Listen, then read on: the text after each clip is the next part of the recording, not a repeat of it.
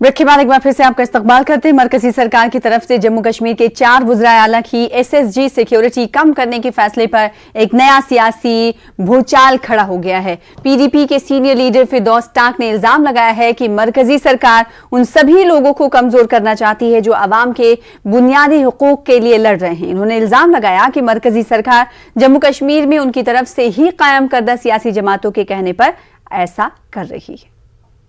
देखिए, मरकज़ में बैठी हुई जो जमात है उसने जम्मू कश्मीर की आवाज़ को दबाने के लिए हर किस्म के हरबे अभी तक आजमाए हैं, चाहे वो इलीगल डिटेंशन हो, PSA लगाना हो, हमारे लीडरान की property, income tax, NIA, CBI, CID, police, हर चीज़, कोई ऐसा हरबा नहीं है जो मरकज़ की तरफ से अभी तक नहीं आजमाया गया है।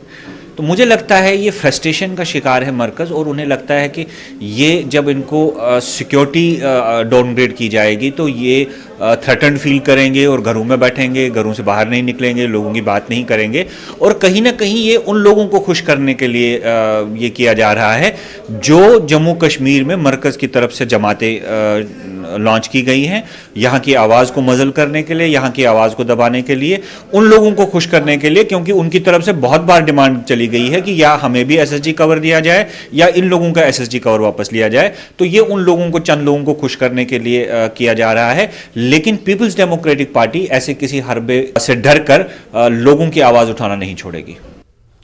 उधर बीजेपी ने 4 साबिक वज़राए आला की SSG सिक्योरिटी कम करने के फैसले का दिफा किया है। पार्टी के सीनियर लीडर कविंद्र गुप्ता ने कहा कि ये कोई नई बात नहीं है। इन्होंने कहा कि इक़्तिदार में रहते वक्त किसी भी सियासतदान को ज्यादा सिक्योरिटी मिलती है और बाद में उसे कम किया जाता है। उन्होंने कहा कि लीडरान की सिक्योरिटी कम की गई है, मुकम्मल तौर पर खत्म नहीं की गई है। लाकर के आदमी जब सत्ता में रहता है या सत्ता से बाहर होता है, उसमें डिफरेंस तो रहता ही है, इस बात को समझना चाहिए। लेकिन जम्मू कश्मीर में जो यहाँ पर अधिकांश मुख्यमंत्री रहे, उन्होंने अपने समय में ये फैसला कर लिया कि हटने के बाद भी उनके पास वही सिक्योरिटी रहेगी, वही कोठियाँ रहेंगी। तो कुल मिलाकर के किसी भी स्टेट में ऐसा नहीं है, इस चीज़ को समझना चाहिए। मैं भी डिप्टी चीफ मिनिस्टर था, तो उस वक्त सिक्योरिटी ज़्यादा हुआ करती थी, आज ना रहने के कारण से सिक्योरिटी कम है। ये तो हर स्टेट में हर जगह ऐसा ही होता है। तो इस चीज़ को लेकर के मुद्दा बनाना और कहना कि हमें बाहर नहीं निकलने दिया गया, ऐसा नहीं होता है।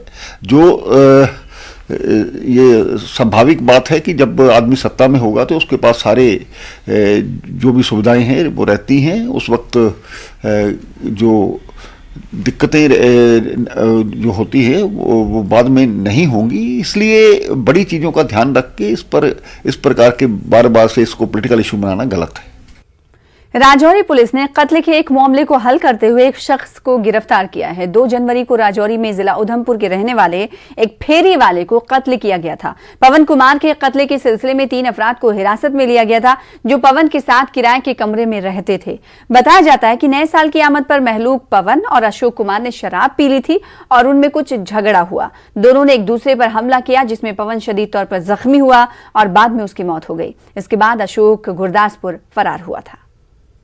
सेलिब्रेशन के दौरान इन सब ने जो है वो शराब वगैरह पी ली और फिर कोई छोटी बात पे किसी पे जो अशोक कुमार और डिसीज पवन कुमार के बीच जो है झगड़ा होने लगा टीवी की वॉल्यूम को लेकर कि एक ने बोला वॉल्यूम या गाना, इस चीज़ों पे उनका झगड़ा हुआ और एक जो किसी पेन था लोहे का जो था उससे एक दूसरे को मारने लगे। कि इसके जो है इसने ये कत्ल किया है इसका डिसीज्ड पवन कुमार का, और दूसरे 2 जो हैं जो इसी घर में रेंटेड अकोमोडेशन में जो दूसरे 2 बंदे रह रहे थे उनका अभी तक कोई इन्वॉल्वमेंट साबित नहीं पाई।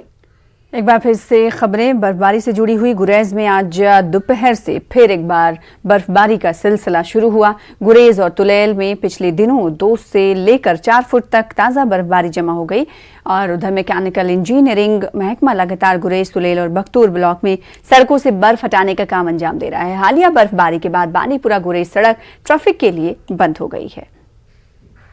उधर सोनमर्ग में होने वाले स्नो कार्निवाल को मुलतवी कर दिया गया है। इस कार्निवल का इफ्तिताह 8 जनवरी को होना था। खराब मौसम की वजह से इसे मुलतवी किया गया। गुज़िश्ता 3 रोज से भारी बर्फबारी के चलते सोनमर्ग में 3 फुट के करीब बर्फ जमा हो गई है। इस वजह से बिजली और पानी जैसी बुनियादी सहूलियात मुतासिर हुई हैं। इंतजामिया की जानिब से सोनमर्ग को सरमा में भी खुला रखने के इंतजामिया के ऐलान के बाद कुछ होटल मालिकान सोनमर्ग में ही रुके थे, मगर अब उन्होंने भी अपने होटल बंद करने का फैसला किया है।